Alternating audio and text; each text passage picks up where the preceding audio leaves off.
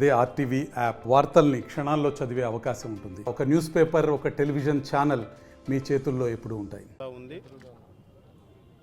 5 రోజుల కూడలిలోనే ఇది ఏదైతే గవర్నమెంట్ ప్రొసీజర్ ప్రకారం జీవోల ప్రకారమే ఎక్కడ దేన్ని అతిక్రమించి జరగలేదు, అన్ని ప్రొసీజర్ ప్రకారమే జరిగినాయి.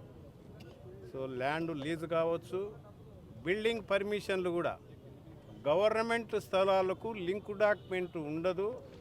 ఫైనల్ అప్రూవల్లో విఎల్టీ కట్టాం, అప్రూవల్స్కు డిపార్ట్మెంట్ పరంగా అప్లై చేయటం జరిగింది.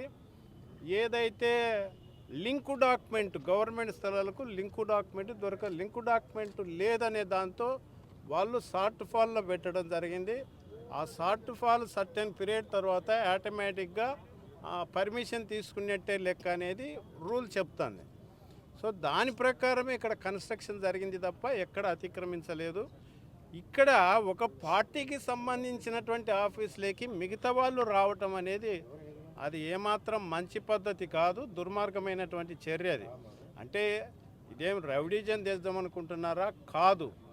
ఎందుకంటే ఏదన్నా ఉంటే చట్ట ప్రకారంగా ప్రొసీడ్ కావచ్చు, కోర్టులు ఉన్నాయి, చట్టాలు ఉన్నాయి, దాని ప్రకారం ప్రొసీడ్ కావాలి తప్ప ఈ రకంగా వచ్చి లోపలికి వచ్చి అవి ఏవేవో తీసి డిస్టర్బ్ చేసి రాజశేఖర రెడ్డి గారి విగ్రహాన్ని డిస్టర్బ్ చేసి మంచి పద్ధతి కాదు.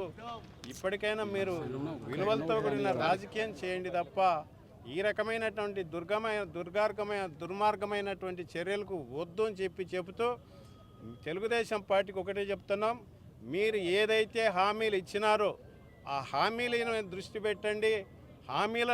ప్రజలకు ఇచ్చిన హామీలను నెరవేర్చే విషయంలో ముందుండండి. మేము సంతోషిస్తాం తప్ప మీరు ఇటువంటి చర్యలకు ఇప్పుడైనా స్వస్తి పలకాలని. మరిన్ని వీడియోస్ కోసం ఛానల్ ని సబ్స్క్రైబ్ చేయండి, లేటెస్ట్ అప్డేట్స్ కోసం వాట్సాప్ ఛానల్ ని ఫాలో చేయండి అండ్ లింక్ డిస్క్రిప్షన్ లో ఉంది.